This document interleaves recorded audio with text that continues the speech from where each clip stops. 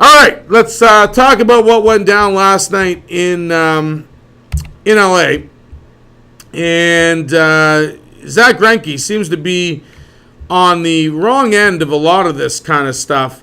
Obviously, he was involved in the brawl earlier this year with Carlos Quentin. Quentin had charged him out after Greinke hit him, and we found out there was a backstory that Greinke's been hitting Quentin throughout his career, even dating back to him playing for the White Sox and Greinke pitching for Kansas City. I looked at last night's game, and I was watching live, and I don't think Ian Kennedy meant to hit Yasiel Puig in the face.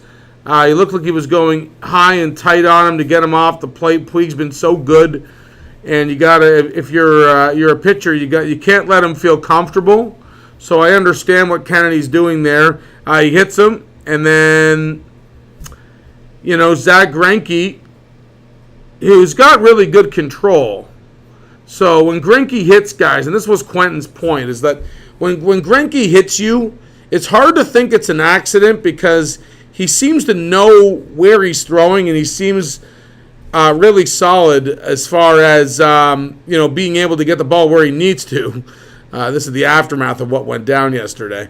But Greinke, he hits Miguel Montero, and there's no doubt it's probably intentional. The umpire warns both sides. Greinke's doing what he has to do to defending his teammate Puig, who got hit earlier. So really it should be over after that. And Ian Kennedy, for some reason, throws at Greinke. And he threw at Greinke's head. And that's dangerous. Greinke is a starting pitcher. He just came off injury, just tore his collarbone. And you see here the Dodgers are fucking livid. Like, they are pissed off. This is what happened after Kennedy hit Greinke. First of all, Kennedy got the hell out of Dodge. He didn't want to deal with this. He'd been thrown out. He's gone. You don't see Kennedy in this. What you do see is a very angry Dodger team that Kennedy went and hit Greinke. Mark McGwire, he was jacked. And Matt Williams tried to play the role of peacekeeper. Big Mac's looking for a dance partner, looking for anybody. Puig was pissed off. He was going after guys earlier in this. I don't blame the Dodgers for being mad. I was watching it at home on my Rogers Sports Pack, and I had the Arizona feed of it, and Arizona guys, they were homers. They were really criticizing the Dodgers for this, saying that in this scrum, it was the Dodgers that were the guys that were initiating a lot of the punches and pushing and shoving. They singled out a couple Dodgers, certainly, Puig, Uribe, McGwire, Howell. And if you look at it, you're right. The Dodgers are the more aggressive team here. You see, again, Puig having to be restrained.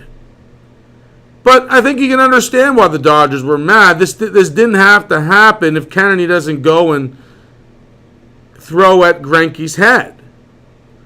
So while the Dodgers didn't handle this very well, this was completely Ian Kennedy's fault that this even happened.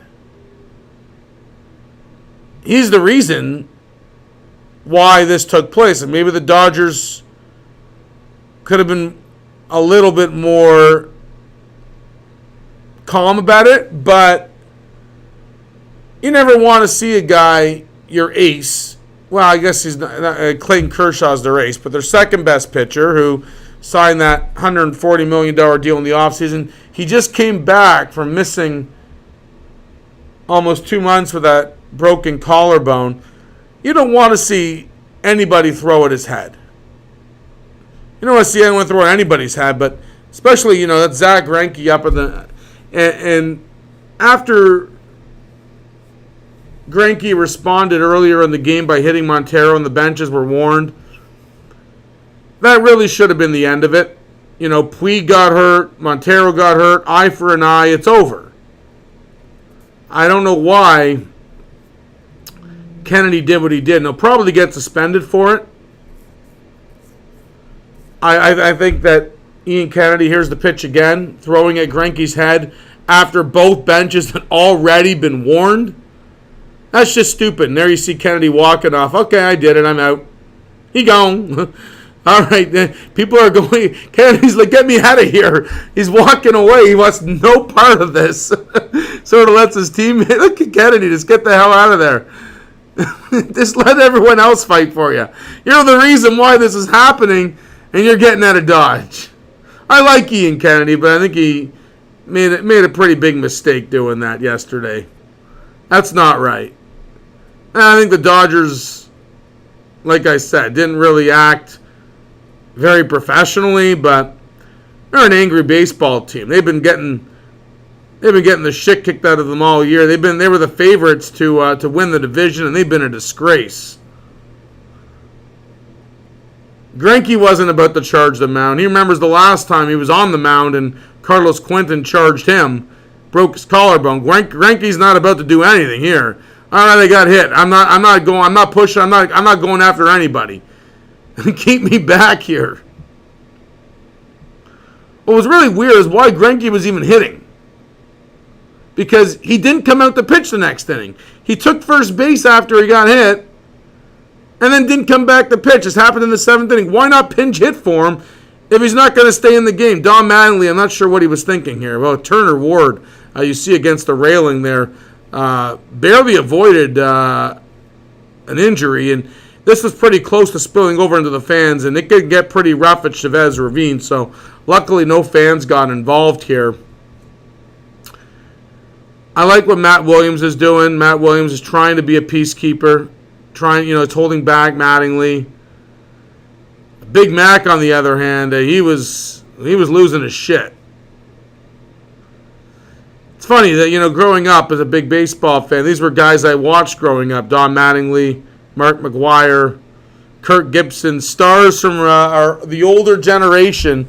And these are all the coaches. These are all the guys that were really fired up when this whole thing took place. So